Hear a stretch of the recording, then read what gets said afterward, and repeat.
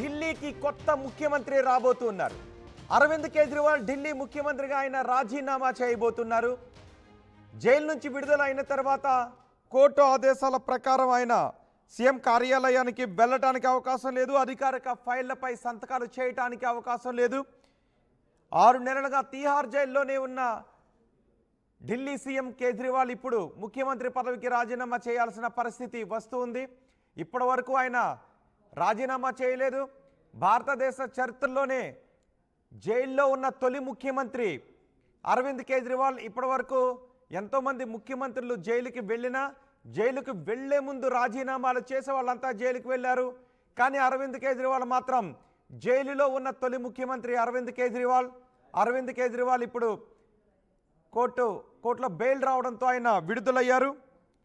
10 లక్షల పూచీకత్తుతో 2 షూరిటీతో ఆయన విడుదలయ్యారు.